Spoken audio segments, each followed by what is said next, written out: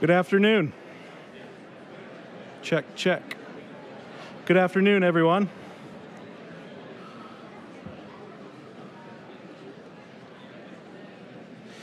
Good afternoon, everyone. Welcome, students, faculty, staff, and friends of the college. My name is Matt Bell, and I'm the Executive Director of Programs for External Affairs here at the college. It's an honor and a privilege to open this fourth and final CCA of the 2022-2023 academic year, Big Pharma. On January 17, 1961, President Dwight D. Eisenhower delivered his farewell address, in which he gave his famous and prophetic warning. Speaking of the new phenomenon of a large military establishment and a large arms industry in America, he warned, "In the councils of government, we must guard against the acquisition of unwarranted influence, whether sought or unsought by the military-industrial complex.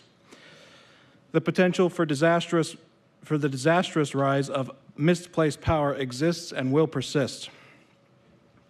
In the 62 years since his speech, we've seen the devastating fruits of allowing, and in many cases encouraging, this disastrous rise of misplaced power.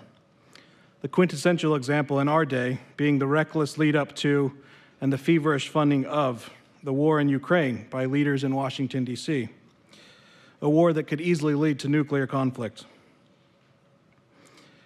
It is important to have a defense industry and to be able to protect ourselves with a ready military. But under the powerful in our current regime, they are deforming our military, depleting our stockpiles, and degrading our ability to protect ourselves. Now, the topic of this seminar is not foreign policy or the modern industrial complex, but Eisenhower's warning is applicable today to a variety of industries in America that seem to have control not only over many of our state and federal legislators who are supposed to represent their constituents, but also over the state and federal regulators whose job it is, or at least was, to protect Americans. The pharmaceutical companies are among the worst offenders. Consider that last year, the defense industry spent $124 million on lobbying. In that same year, the pharmaceutical industry spent $373 million on lobbying. They're number one on the list. This is separate from health services industry at $122 million and the insurance industry at $158 million. In 2021, Big Pharma spent nearly $7 billion in direct-to-consumer spending on marketing their drugs to Americans. If you recall, at the end of each ad, after a long list of potential side effects for the new drugs, the nice voice on the TV says, "Talk with your doctor to see if this drug can help you." And it should be no surprise that these companies spend over $20 billion annually to convince doctors to prescribe their products to patients. This is not to say that lobbying or advertising are inherently bad. The rights of free speech and petitioning government are rightfully protected by our Constitution. These become a problem when they work successfully against the safety, health, and general welfare of American citizens. Since 1999, more than 600,000 have died from opioid overdose in the US and Canada alone.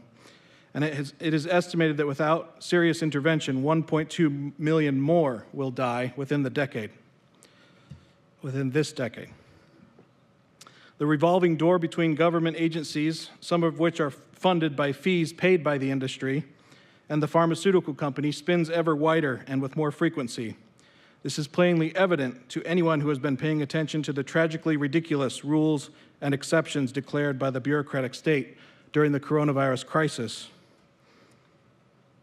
Putting the absurdity and long-term harm of social distancing, lockdowns, and masking aside, the experimental mRNA vaccines did not deliver on the promises made by Big Pharma and the left's hero bureaucrat Anthony Fauci.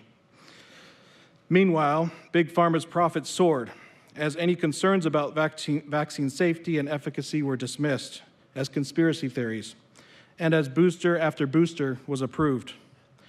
The government has even gone as far as to recommend that all children aged 6 months to 5 years, an age group facing virtually zero risk from COVID, get the COVID vaccine. In short, we've gone mad. To be clear, just as with defense, we need a well-functioning pharmaceutical industry. We need good drugs and advancements in medicine for the purpose of saving human lives. When the opposite happens to the benefit of those in power, we know something is seriously wrong with the system and that it is sick. To provide an antidote to the sickness, we gathered this week to learn. In this, we turn back to what President Eisenhower said was necessary to the defense of our country and our American way of life, and that is an alert and knowledgeable citizenry. The student who will introduce our speaker this afternoon is Audrey Hunsbett, a sophomore from Princeton, New Jersey, studying financial management. Please welcome Audrey to the podium.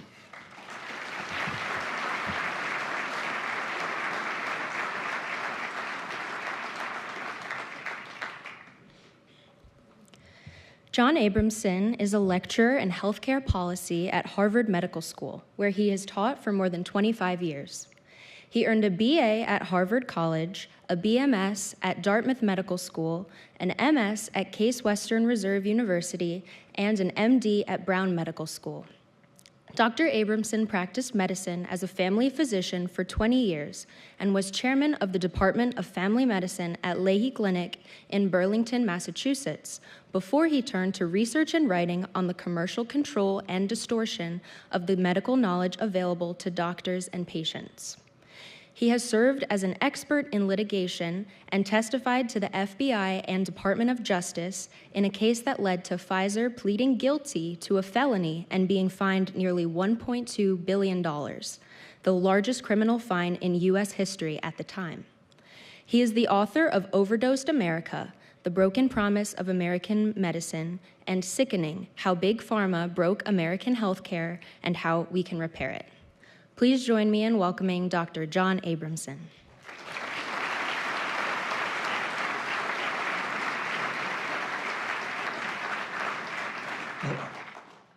Audrey, thank you very much for that kind introduction. And thank you folks in the Hillsdale College community for inviting me and for coming to listen to the talk. Specifically, I want to thank Doug Jeffrey, Marky Rep, Matt Bell, and Kyle Inman for their assistance in preparing for this talk.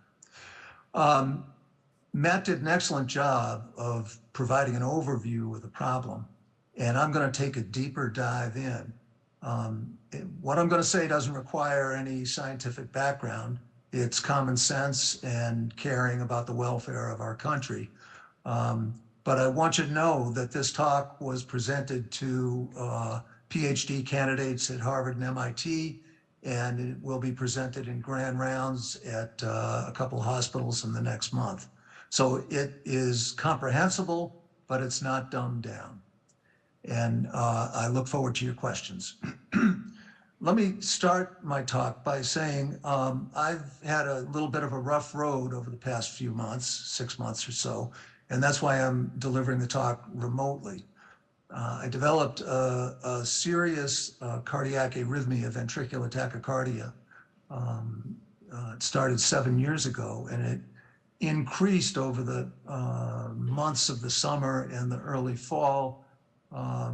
My journey has involved getting shocked by paramedics on my living room floor, many ambulance rides, and many hospitalizations. And in November, it was critical, and I'm very grateful to be alive right now. And the experience shows the good side and the bad side of medicine.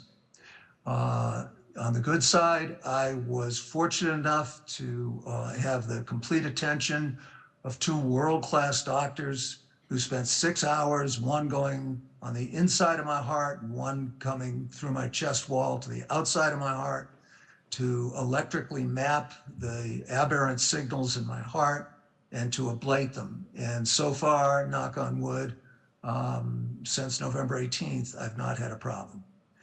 On the second day after the procedure, I was still in the intensive care unit. A cardiologist came by to round on me. And he's an advocate of wider use of cholesterol-lowering statin medications than I am. So he started to cite the literature about why I should be taking more cholesterol-lowering medicine than I was, And I asked him if he had read the studies, and of course he had, and if he understood that the endpoint of the study that he was leaning on wasn't really appropriate for the situation. And he said, well, he had, and there was some debate about that. But he wouldn't back off. And I asked him if he was aware that when articles are published in medical journals, even the most reputable medical journals, and they're peer reviewed, and that's supposed to assure that the articles are accurate and represent the findings of the clinical trials fairly. I asked him if he was aware that the peer reviewers serving those medical journals don't have access to the actual data from the clinical trials. And his advocacy of statin-lowering drugs was based on largely all commercially sponsored and largely commercially influenced medical journal articles. And he somewhat meekly said, yes, he was aware that peer reviewers didn't have access to the data. And I said, well, you know that doctors trust that information because it's so-called peer reviewed. He said, yes. And I asked him, this is a surreal scene where I'm looking at the cardiac monitor to see if, as I'm getting more emotionally involved in this conversation, if I'm starting to have extra beats and getting into trouble, and I wasn't. I asked him how he could present himself as a learned intermediary, bringing medical science to the education of physicians and patients, how he could claim to be a learned intermediary without having actual access to the data from the clinical trials, for which he did not have an answer. So I'll get to that in my talk, but this gets to the heart of the problem of the commercial takeover of the medical knowledge that doctors believe and implement, thinking that they're providing the best possible care to their patients. But I want to remind you that I'm here because of advancements in medical science, and therein lies the problem. We need medical science. It's a blessing to have medical science, but it needs to be in some way overseen because it won't govern itself. And with that, I'd like to start the talk. Okay, so conflicts of interest, I think they're important to let everybody know what they are. I'm the author of Sickening: How Big Pharma Broke American Healthcare and How We Can Repair It. And I recently served as a plaintiff's expert in litigation involving the drug company Celgene regarding the drugs Stalamid and Revlimid, cancer drugs. The easiest way to look at the health of a country and to compare the health of a population with other countries is to look at life expectancy. This is a chart. The blue line is the average of 11 other wealthy countries. The green line is the United States. And what we're measuring here is life expectancy at birth from 1980 to 2021. If you look back in 1982 is when I went into medical practice. The United States was just about equal with the other wealthy countries in terms of longevity of Americans. And as the years have progressed, you can see that the green line has fallen further and further behind the blue line. Americans, well, we were getting healthier for sure, living longer for sure, but we were losing ground to the citizens of the other wealthy countries. And then in 2020, when COVID came in, our death rate, our longevity went down, and it went down again in 2021. The difference between the life expectancy in the other wealthy countries and in the United States prior to the COVID pandemic, so on 2019 data, the difference is so great that 500,000 Americans were dying before the COVID pandemic. 500,000 Americans were dying each year in excess of the death rates of the citizens of the other wealthy countries. 500,000. Now, sometimes when we see this data, we think, well, it's not a good thing, but primarily the problem is that we have such a separation between rich and poor in this country that it's the poor people that have poor health. The wealthy people are still getting the most advanced medical care in the world and thriving. But that's not the case. This really very clever study looked at white citizens, not because there's any racism involved, but to take out the possibility of racism, that white citizens in the 1% and 5% highest income counties in the country have better health than poorer Americans, but have worse health than the average citizens in 12 other wealthy countries. So it's not like wealthy folks who are college educated, who have insurance, who are employed. It's not like they're getting the best and the people, the less fortunate Americans, are getting the worst. We're all suffering from this. Poor people suffering more, but wealthy people as well. And for this inferior health, we are paying an enormous excess. The United States, we average $12,914 per person per year on healthcare. And the other comparable wealthy countries listed here average $6,125. Now, if you multiply that difference, the $6,700, $800, if you multiply that by 334 million Americans, we're spending in excess $2.1 trillion a year on healthcare. We look at the spending that has been the result of the Democratic president and Democratic legislatures with the bills, the Inflation Reduction Act and the COVID bills, and they added $1.55 trillion to the federal, they will add $1.55 trillion to the federal deficit over a 10-year period. And healthcare is extracting 15 times more than that in excess, $2.1 trillion a year, and that's $21 trillion over 10 years. So as Matt, in his introduction of me, spoke about out of control spending, Eisenhower was referring to the military industrial complex. We now have a medical industrial complex that is sucking America's wealth away from the other things that will make us healthier and create better lives for all Americans.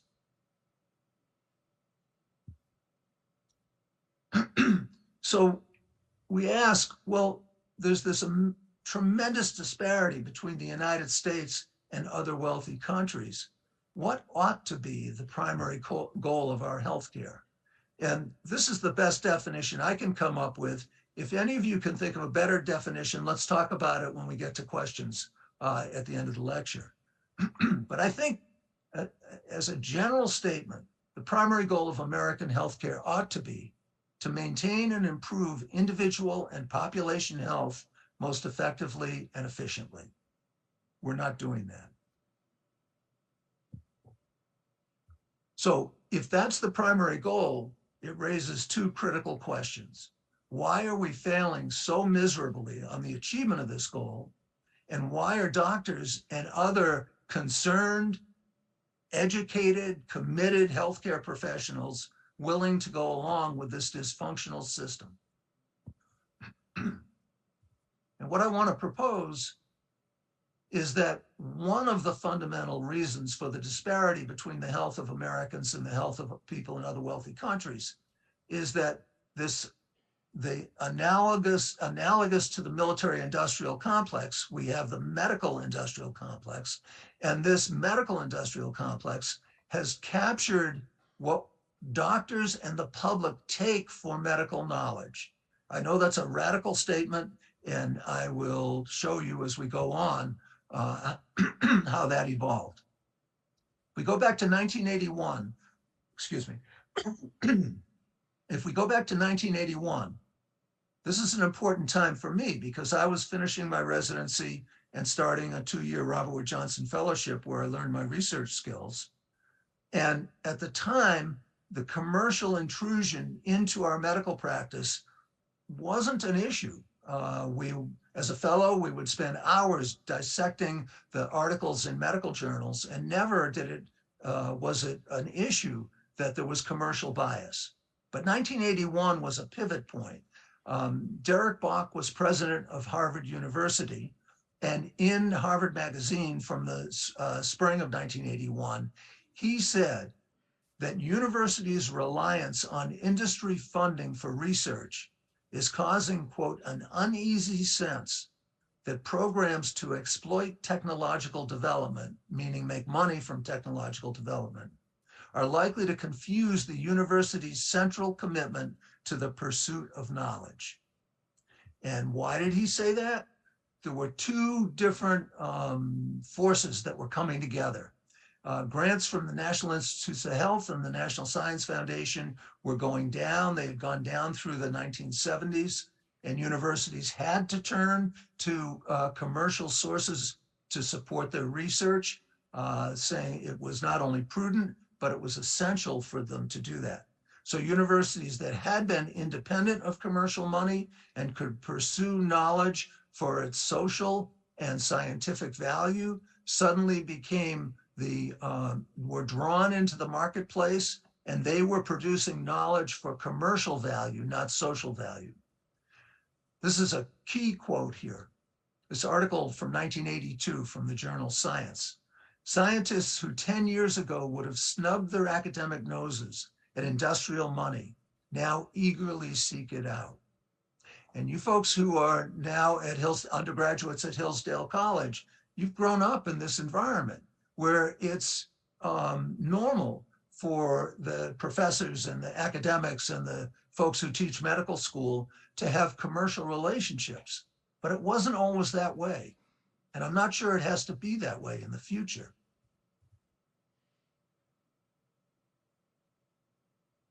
The second thing that happened was in the late 1970s, there was a new phenomenon in the United States. Japanese cars were starting to be imported.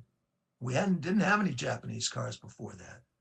And the belief was that Japan had gotten involved in an industrial policy where the Japanese government was supporting the development of their cars so that the cars could be made more effectively and efficiently and undermine the US car market. The same thing, it was thought, was happening in science. So science in the United States was the federal funds for scientific research were funding the research at universities, but those patents that were being developed in universities weren't being commercialized because the universities weren't going to be able to reap the financial rewards from those patents. So the Bayh-Dole Act was passed in 1980 to improve American competitiveness, and it changed the rules so that nonprofit institutions that received federal grants and developed products that were patented, like drugs, could keep the profits from those patents. The federal government would not retain those profits. So suddenly, with the decrease in commercial money and the ability to make money from the patents for universities and medical centers to make money from the patents, suddenly universities were in the marketplace. They were part of that industrial complex. Now, how did this manifest?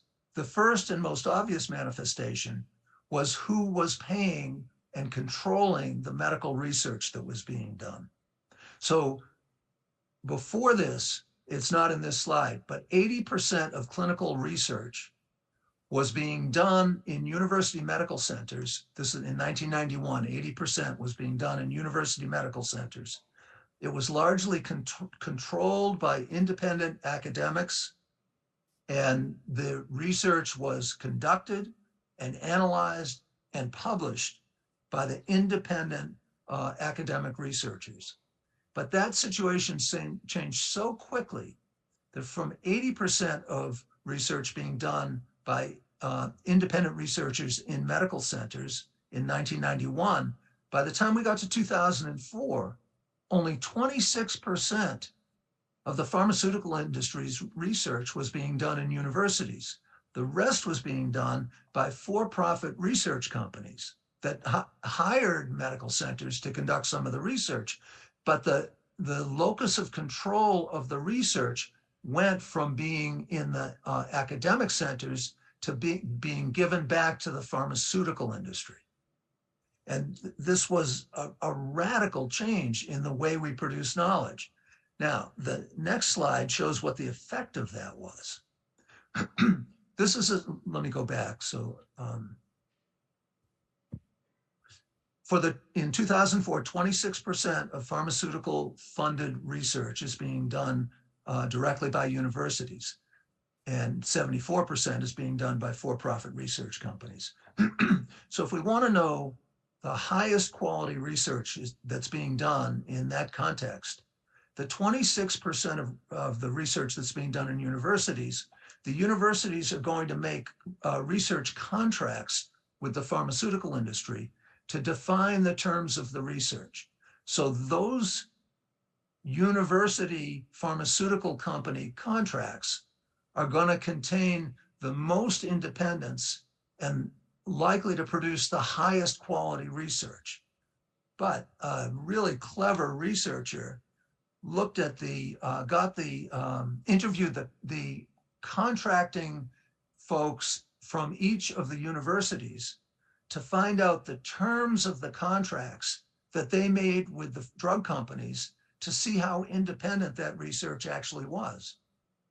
What they found out is, if you look at the top circle where 80 is circled, the question is, in your best judgment, would your office allow a clause in multi-center clinical trial agreement, saying that the sponsor, meaning the drug company, will own the data produced by the research?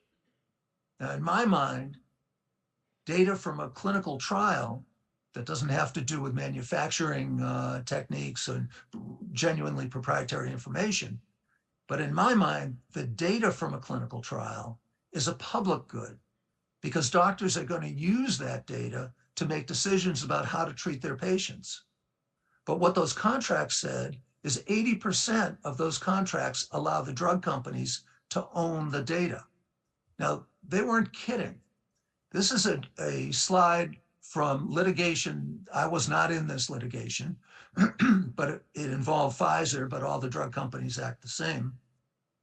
And Pfizer was showing in internal documents data ownership and transfer. In other words, who owns the data and what's it for? And Pfizer wrote in stark language, Pfizer-sponsored studies belong to Pfizer, not to any individual. And they said the purpose of that data is to support directly or indirectly marketing of our product. The purpose of the scientific data they're generating is to support the marketing of their product. They don't say that the purpose of their science is to make people healthier, to improve the quality of life. They don't say that. They say it's to support our marketing.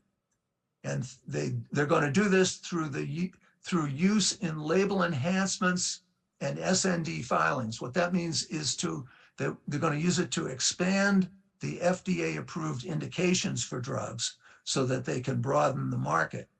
They're going to do it through publications for field force use. Now, translating this into plain English, they're going to do it through medical journal articles, peer-reviewed medical journal articles. We talked about peer review in the beginning. And field force is their drug reps. So they're producing this data so that the drug companies can buy reprints of the articles that are published. The drug companies can buy reprints of the articles that are published, and they can give them to their drug reps, and the drug reps will hand them out to doctors to convince the doctors to abide by the conclusions in the medical journals. And that would be a good idea, even if only one requirement were met, which is independent peer review, so that we knew that there was independent analysis of the accuracy and completeness of the report, but we don't know that. And through publications that can be utilized to support off-label data dissemination, That's a technical point that we can get into in the question and answer, but the drug companies are not allowed to market their drugs for indications the FDA haven't approved, but Pfizer is saying they're going to use that data to support off-label data dissemination. And then they say, therefore, commercial marketing and medical, not the scientific side of the company, but the marketing side of the company, needs to be involved in all data dissemination efforts. In other words, all the data that reaches your doctors and my doctors is going to be filtered through the marketing department of the drug company. Now, if we look at I got to get my head out of the way of the bottom two lines. The 24 that's circled is the sponsor may include its own statistical analyses in manuscripts. 24% of the contracts say that. And the 50% at the bottom is the most outrageous, I believe. The sponsor will write up the results for publication, and the investigators may review the manuscript and suggest revisions.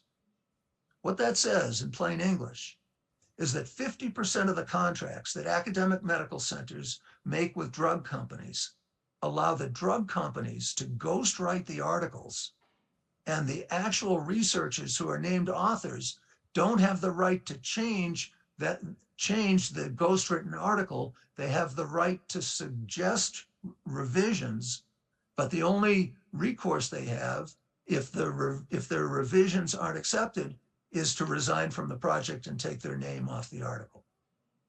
So this is not academic freedom, and it's certainly not a context in which medical science is going to be, the primary purpose of medical science is to serve the interest of all Americans.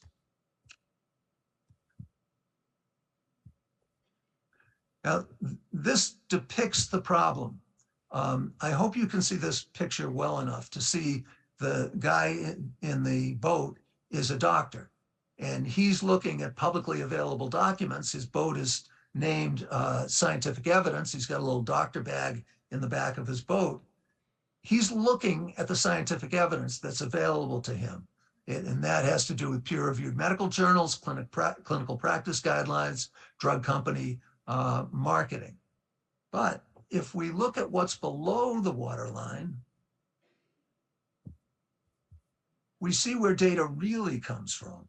If you look at the bottom, you see completed case report forms. That's where all the data is from each patient visit in the study, and that those case report forms get put into electronic data sets, and then they get transferred in, they get incorporated into clinical study reports that are about 3,000 pages long, and then they are turned into a manuscript.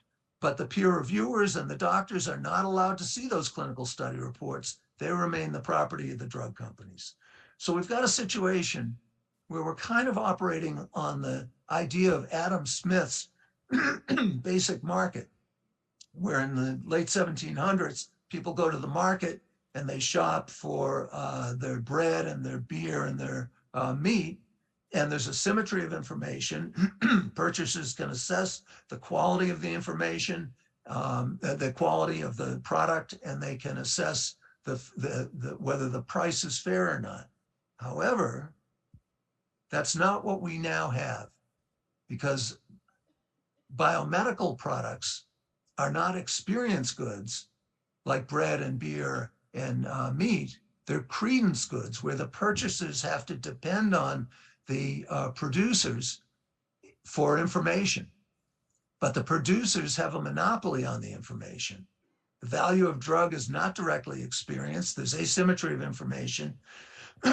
We're the only wealthy country that has no formal mechanism of health technology assessment. Prices are not negotiated, and insured consumers pay only a small cost of the price, so price can't act as a discipline in a disciplinary fashion anyway.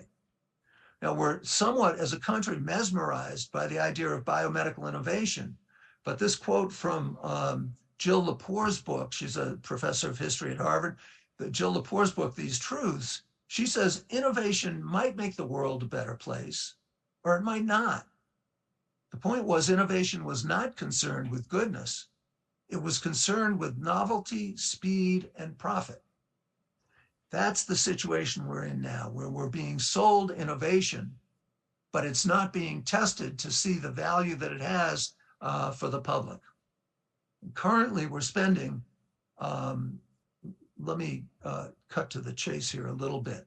Currently, we're spending 96% of our research money, 96% on medical drugs and devices, and only 4% on how to make the population healthier and how to deliver healthcare more efficiently and effectively. Why do we do that? Because the market is allocating the money that's going to fund the research, and the drug company's job is to maximize the money that they return to their investors. So they're going to invest their research money in ways that are going to have the greatest financial return. And the greatest financial return is not going to be from studying the effect of healthy lifestyles, the effect of helping people with their social needs. That's not where the money to be made is. It's in drugs and devices. So we have this tremendous imbalance in the information that doctors have. And then even when new drugs get approved, only 1 out of 4 of those new drugs is actually materially better than previously available, far less expensive therapies. But because we don't have a formal mechanism of evaluating new products, the doctors don't know which one of the 4 products is actually better, and they are getting marketed and they're getting medical journal articles supporting the use of all 4, and they can't act as learned intermediaries. And when they turn to those journals, we find that journal articles only have 23%, only publish 23% of the important health outcomes from clinical trials. They publish 19% of benefit outcomes and 26% of harm outcomes. I'm going to have to skip over this, but we can go back to it. So the consequences of our drug policy are that the US doctors can't identify the 1 out of 4 new drugs that truly provides previously unavailable benefits. That less effective drugs, because of the marketing that Matt was talking about in his introduction, less effective drugs are actually marketed more heavily than more effective drugs, and they get into the marketplace more quickly. The United States is the only wealthy country that doesn't control the price of brand name drugs. So when drug companies get patents on brand name drugs, they have a monopoly, and that leads to high prices. And brand name drugs in the United States cost 3.5 times more than other OECD countries. And that creates a situation where between 2/3 and 3/4 of pharmaceutical company profits are coming from the United States. Global profits are coming from the United States. So in 2008, the average price of a new drug was $2,115. Now I'm going to ask you to think in your mind what you think the average price of a drug was in 2020. And we can talk about this in the questions and answers, but here's the answer.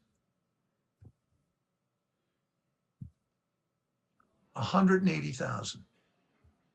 It's gone from $2,000 to $180,000. This is the median price of newly launched drugs. And it went up again to $257,000.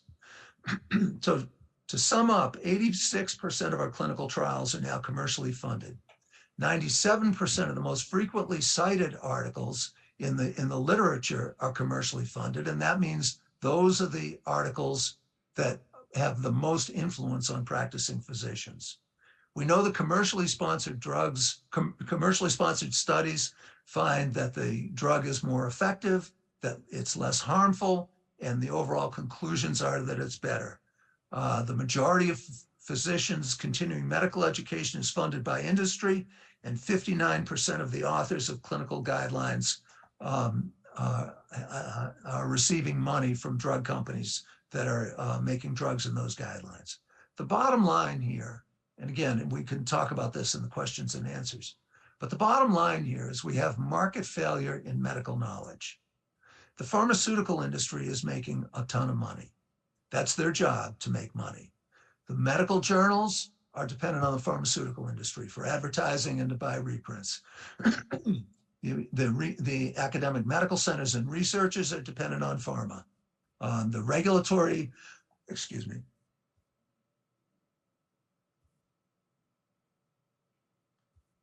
the regulatory agencies, as Matt mentioned in his introduction, are dependent on pharma. And in fact, the FDA, the division of the FDA that approves and oversees the marketing of human products, is paid for, 75% is paid for by the drug company itself. The guidelines have financial influence. The patient advocacy groups have financial influence from the drug companies and the nonprofits. So we have a situation where all of these sources of information are making money. They're thriving by receiving pharmaceutical company money. But there's no mechanism for assuring that the public is being served by this self-serving activity. So how do we go forward?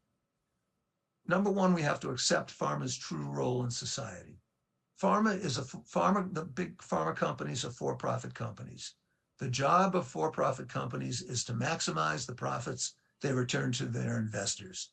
To accuse pharmaceutical companies of being greedy is like accusing zebras of having stripes. It's their job. It's what they do. And that has to be understood in society so that there are guardrails so that in maximizing their investors' return, they're maximizing the social benefit. That we don't have. Pharma's primary strategy to achieve that goal is controlling healthcare professionals' beliefs about the products. So how do we change this? We've got to restore the epidemiological balance to medical research so doctors' medical knowledge isn't 96% about drugs and devices, and it can be actually, if you look at the determinants of health, 80% of health is determined by how we live our lives, the circumstances in which we live our lives, and not by medical care. At most, 20% of our health is determined by medical care. We need to ensure that the evidence base of medicine is accurate and complete, and that requires transparent peer review. We need to implement health technology assessment, and we need to control the price of brand name drugs. Now, why these solutions are not like rocket science. They're obvious solutions. Why doesn't it happen? It doesn't happen because the one thing in this country that is the most bipartisan, it's our legislators and leaders taking money from the drug companies. And it is truly bipartisan. The money from the drug companies flows about equally to Democrats and Republicans. So what must we do? Doctors require adequate information to function as learned intermediaries. And now, folks, students at Hillsdale, now back on your shoulders. True reform will require a coalition that includes the public, healthcare professionals, and businesses that purchase health insurance. We cannot have true health reform that overcomes the enormous amount of pharmaceutical political contributions and lobbying. So I'd leave you with a thought. Oliver Wendell Holmes in 1869 said, "The state of medicine is an index of the civilization of an age and country, one of the best perhaps by which it can be judged." And I want to speak to the students exclusively right now. I want to say, if you are considering a job in the health professions, if you're considering it, and you genuinely have the call to be of service, then I would heartily recommend that you do it. It's been a wonderful career for me. I wouldn't think for a moment about not having gone to medical school and had the opportunity to be of service and have the pleasure of service that I've had. So if you're thinking about doing it because you have the calling, please go ahead and do it. Do it to the best of your ability and become the most effective you can be. But if you're thinking of going into the health professions because it's guaranteed employment and you'll make a good salary, that is not a good reason. And I can guarantee that you'll be angry and frustrated your entire career. And with that, I want to leave you with one more thought. One dog is saying to another forlorn dog, all true, but their kind did invent the can opener. And we have to remember that medical science is a wonderful gift that we have, but we have to use that gift wisely so that it serves the American people optimally, provides the best care, the most efficient care, and we can't allow it to become part of the medical industrial complex. Thank you very much.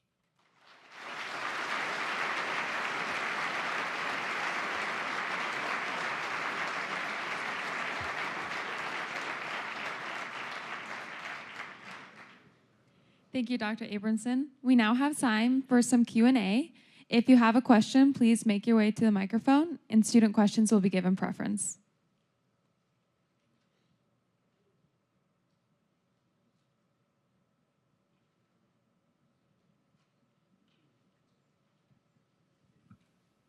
Good afternoon. Thank you very much for your fine talk. Thank you. Hypothetical, suppose an executive from Pfizer were here in the audience and was standing where I am and asked you to question, how might he respond to your talk? He would say that Pfizer employs hundreds of thousands of people who are dedicated to the service of bringing better therapeutics to the American people. And he would probably, he would probably cite the COVID vaccines and boosters as the primary example. My response to him would be, people have different opinions about the vaccines, but the facts are that Pfizer sold $34 billion worth of vaccine last year. The previously best-selling drug in history was Humira at $20 billion. So they've sold 70% more money's worth of COVID vaccines than have ever been sold, and that they, A, are extracting excess money out of the American public, and B, which is more important, which should be A, is that they have not been forthright with their data. And if they want to claim to be dedicated to benefiting Americans, I say that their scientific data has to be transparent. It was critical in vaccines, especially when there were mandates on the table. I mean, craziness to have mandates without transparent data. But it's almost as crazy to be having doctors prescribe drugs without having access to transparent data. So I would accept him at face value. I would say that his job is very clearly to maximize his investors' return on their investment. And about 60% of his reimbursement comes from stock options, so that he's got skin in the game of increasing the stock value. And I would say, let's work together to figure out how Pfizer's expertise and experience in commercializing new medical science can best serve the American people in a transparent way, with guardrails on the prices they're charging and their marketing policies.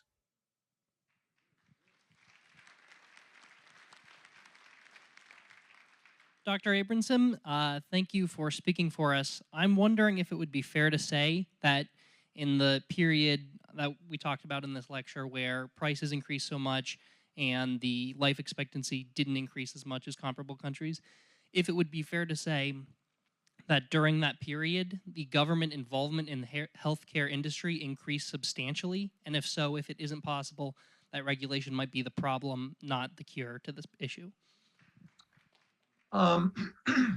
That's a very interesting question. I don't think you can conclude that. And the evidence is that the 11 comparable countries whose life expectancy has increased so much more, and they're spending half as much as we're spending, they have far more government regulation. So you get the National Health Service in the UK and Canadian single payer healthcare, and all the European countries have government regulation that mandates universal care and controls the price of drugs. They're not perfect. You can get, there can certainly be problems with the government oversight of recommendations, but clearly the other wealthy countries have far more government influence. And I think a plea I want to make is that we're not going to solve this problem of Americans spending twice as much on their health care and having progressively inferior health. We're not going to solve this problem until people like you, who have a tendency against government intervention, and people like me who might be overzealous in my belief that some kind of oversight is absolutely necessary. But I don't think you're wrong, and I hope you don't think I'm wrong. But I think we must work together. That what's happening right now, the reason why the medical industrial complex has taken over American healthcare, and Americans are suffering and paying a lot to suffer, is because there's not a coalition of public people, of the public, of healthcare professionals, and of the purchasers of healthcare. There's not a coalition to offset the drug companies' influence. So the challenge I would present to you, and I would be happy to come out at some point and do a workshop and figure out how we could come to an agreement where there would be guardrails put on pharmaceutical company profiteering that did not intrude into the freedom that we want to preserve for people to make their own choices. But we've got to find a way to come to the middle, to build a middle on this, so that there can be a big public coalition. There's not enough people on the right to make that coalition, and there's not enough people on the left. And what we've got to do is stop focusing on our differences and start focusing on the ideals that we share to make American life better. We've got to find that common ground. If we don't, then the pharmaceutical companies are going to continue to run rampant.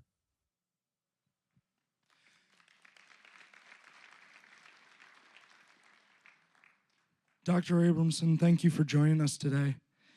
I found out on Friday that I was accepted into medical school, and congratulations. Thank you. Your talk has not given me a whole lot of hope, so I wanted to I wanted to ask you, if not the medical journals, where can I go to find reliable information, and what can I do as such a young student to help fight the problem and maybe even be part of the solution? Yeah. So first of all, you have a lifetime of service in front of you that is going to be infinitely, infinitely meaningful to yourself and the people you serve. If there are problems in the medical care system, that doesn't mean that you can't be of service, that you can't maintain your sights on true north of what you want to do with your career. That's number one. Number two is, this is a mess. And I would ask you to read my book, Sickening. If you don't want to pay for it, I'll send you a PDF manuscript of it. But the people in the medical schools, the students and the faculty, don't understand how critical this situation is, how much of what we think of as medical knowledge has been captured by industry. And until there's a critical mass of folks from inside the medical world, like you will be, and from the concerned public on the outside, until there's a critical mass, we're not going to be able to make progress. It's not going to work. And we've got to know, when you get to medical school, one of the first things you're going to learn is, before you start treating a patient, you have to make an accurate diagnosis. So this information that I've shared with you today is part of making a diagnosis of why Americans are so much less healthy than the citizens of other wealthy countries. This is, now, you may ask, why isn't this commonly discussed? Why isn't this top of line in medical school? And the answer is, it's pretty much, there's almost a cancel culture going on with honest, honest discussion of what's really going on with American healthcare. The docs are trying their best, but they just plain don't understand. And they're busy and they've been taught to read their medical journals, and they'll be doing their responsibility to their fulfilling their responsibility to their patients by reading their medical journals and following guidelines. And they don't understand how these sources of information that they're taught to trust are biased towards commercialism. So I would ask you to read my book. Again, happy to send it to you, just a PDF file, no charge. But I would ask you to understand that. But I would also caution you that you have to be very careful with this information, because the doctors will get very defensive when you say, do you know that Americans live 6.3 years less than the citizens of other wealthy countries? The practicing docs who think that they're teaching the right way to approach healthcare aren't going to be real happy to hear that, especially from a medical student. So you have to be judicious in how you deal with this information, because the hierarchy of authority can react overly strong to these concerns. And frankly, I was going to be in a debate with one of the leaders of scientific entrepreneurship. And it was going to be in front of all the first-year medical students at Harvard. And the person who I was going to debate backed out of the debate. And the department couldn't find anybody else who was willing to debate me. And they gave that hour away to somebody who had much less controversial things to say. So it's not easy to have what looks like straightforward information. I mean, I would challenge you, print out a set of my slides and show them to anybody. These are not biased slides, these are straight up facts. But these facts are not known. It's like we pretend that this isn't true. And it is true. And 500,000 Americans are dying in excess each year because it's true. So you've got a difficult path ahead, but I would encourage you to become as knowledgeable as you can, and you'll learn a lot about where the sources are from the book. And be very careful about that. Graduate. Don't get on a campaign to straighten out the healthcare system before you graduate and finish your residency, because you can be undermined. You have to be very skillful. But I would really encourage you to do that. It's essential. It's essential. Our country needs people like you who want to do the right thing in healthcare.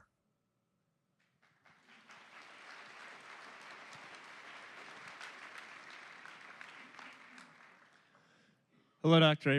Abramson. Thank you for your speech.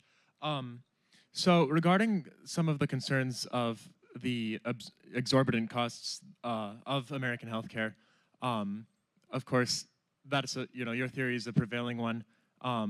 But I was just wondering if you had any comments on a variety of other commonly cited reasons for the increased costs of American care. So, for example, of course, here in America, most people, when they have private or semi-private rooms, as opposed to being in a ward, we tend to have reduced wait times for operations, and also concerns regarding, like, for example, like you talked about, the separation of cost from the end consumer and the people paying the insurance.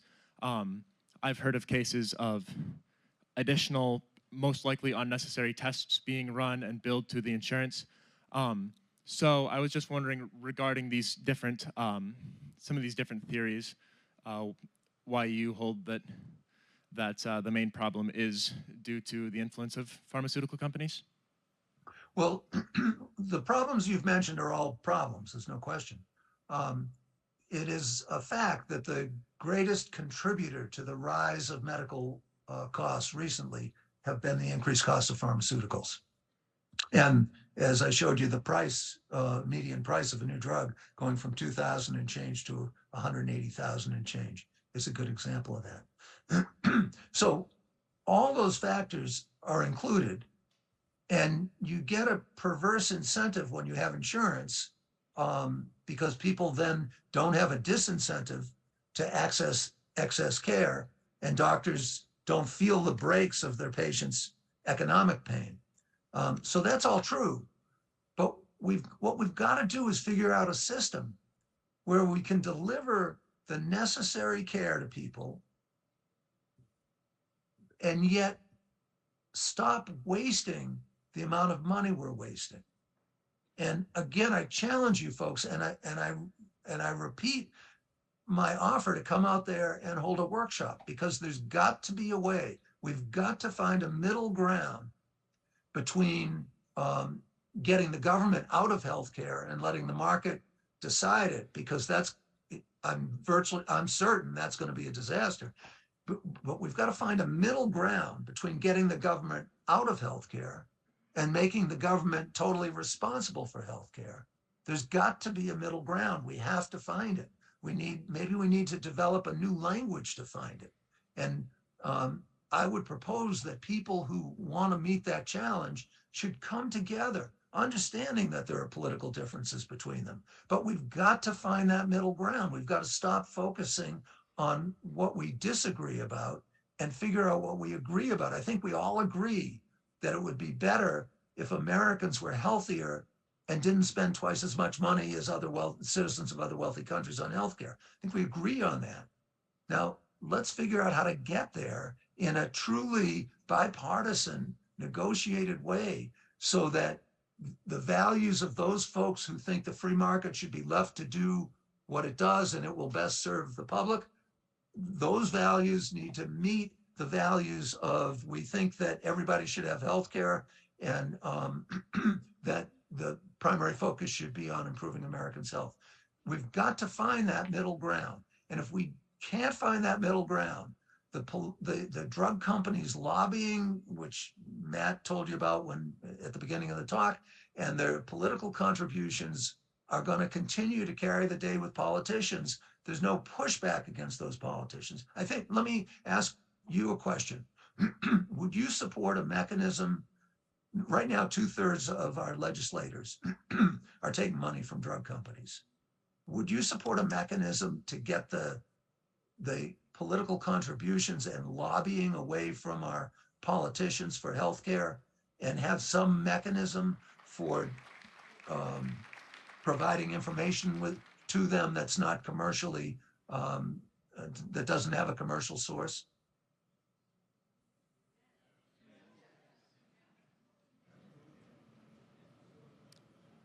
Dr. Abramson, thank you. As someone who's interested in pursuing medicine in post-grad, your speech has granted me a lot of valuable information and a glimmer of hope.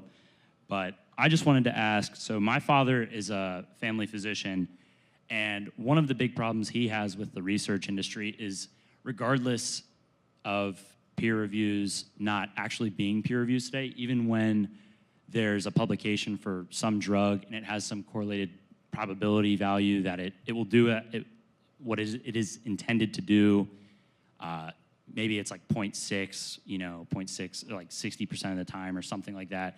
Where does the culture of physicians pushing medications that only have a slight chance of actually doing what they're intended to do, while simultaneously producing a bunch of unwanted side effects that might be unknown, where does that culture in the medical industry originate from? Yeah, thank you so much for that question. That's just wonderful. I was a family doctor too, and I probably see the world through the same lens your dad does. The problem is that the medical students are not taught to look at the world like that. In my book, I talk about a drug called Trulicity. It's a diabetes drug, and there was a study exactly like you described that showed if you treat a large number of people with Trulicity and a large number of people with a control, that the people who took the Trulicity have statistically significantly less heart disease develop than the people who didn't take the Trulicity. Diabetics are at high risk of heart disease, so it's an important issue. So they advertise on TV and they market it to doctors that they should treat their diabetic patients with Trulicity because it decreases the risk of heart disease. Well, exactly as you posed in your question, you have to treat, it's called the number needed to treat, NNT. And for those of you who are going into medicine, keep your eye on number needed to treat. That's how many patients you have to treat for one to benefit. So the study was large enough. If you do a big enough study, small differences become statistically significant. So in that study that showed that Trulicity statistically significantly reduces the risk of heart disease, it turns out that you have to treat 327 people with Trulicity for, I think, 3 years for one non-fatal heart event not to happen. And that would cost the public $2.7 million. Trulicity didn't control blood sugar any better. The advantage is that it decreased cardiovascular risk.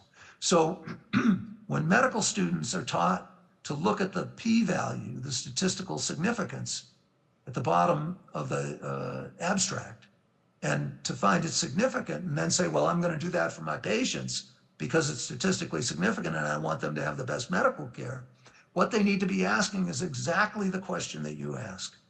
What's the number needed to treat? And then how much is this going to cost? And then how much do we know about side effects? So people argue about statins. I know a lot about statins. Should I take a statin or shouldn't I take a statin? So for somebody who already has heart disease, there's no question that there's a statistically significant benefit of statins. But you have to treat, so the p-value is significant. It's less than 0.05. But the number needed to treat, you have to treat 33 people who have a history of heart disease with a statin in order to prevent another cardiovascular event. The number needed to treat is 33. Now, I'm not saying, as a physician, I didn't say whether that means my patient should take a statin or not take a statin. But my patient should sure know that they have a 1 out of 33 chance of benefiting from that statin, and the chance of having a significant side effect isn't even known because the companies didn't monitor it in their clinical trials because they paid for the clinical trials.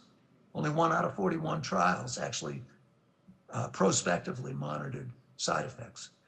So the real answer to your question is that medical students aren't taught to look at number needed to treat, number needed to harm, and the cost to the public.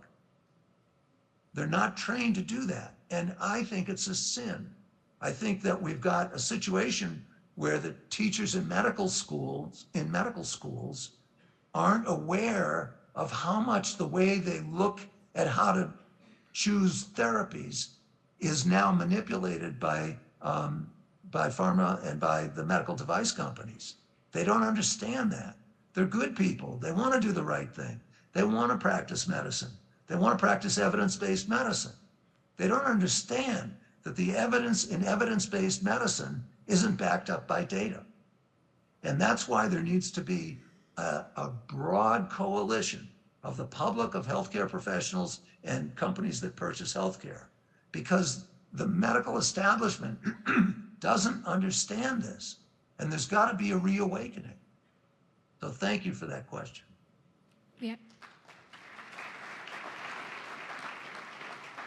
We have time for one final question. Thank you very much, sir. This has been very, very useful, and thank you so much. Much like a lot of the students here, I would also like to pursue medicine as my career, specifically with veterinarian medicine. And I was just wondering if these trends in statistics, do they correlate or overlap with veterinary medicine at all, or is that? Oh, that's a good question.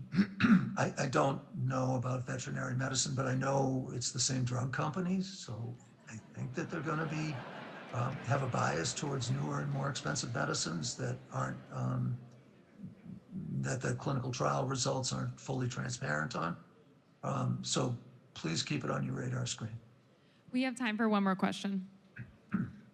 As part of the young generation coming up that could potentially turn this around and make the system better. Would you hope to see our generation fix the institutions that exist and fix the system, specifically institutions that have proven to be quite corrupt? Or would you hope to see us build new, reputable institutions from the ground up, keeping in mind that our generation, I'm 20 years old, people of my age, have never known these institutions to be credible in any real sense? Yeah, that's a wonderful question. And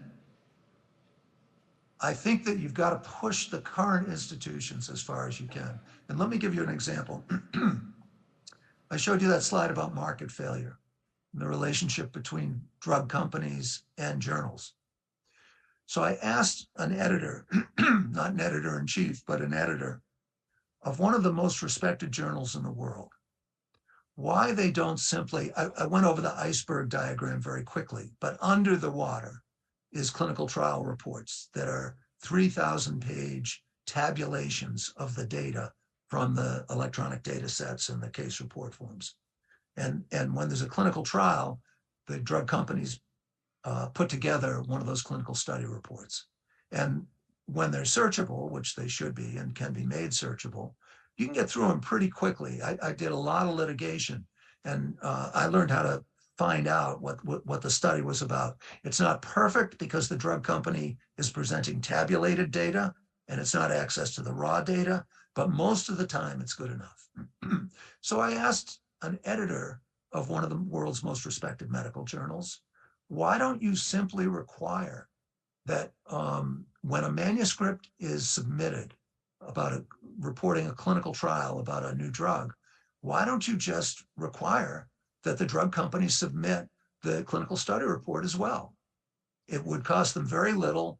Occasionally there's something that needs to be redacted where a patient could be identified or there's a manufacturing secret in it, but that it's easy to redact. Why don't you do that? And the editor responded without missing a beat. That would be a death spiral for the journal. Now, that is so profound. What he was saying to me is that he understands the problem, but the medical journals need to get the big clinical trials so that they maintain their prestige with their impact factor and their number of citations, and they want to sell those reprints. The journals want to sell those reprints back to the journals want to, the drug companies want the journals to buy the reprints. And so the journals make money selling the reprints to the drug companies for the drug reps to hand out. Now, this is not a small amount of money. In 2005, The Lancet, which is one of the most prestigious journals in the world, had 41% of its income came from selling reprints.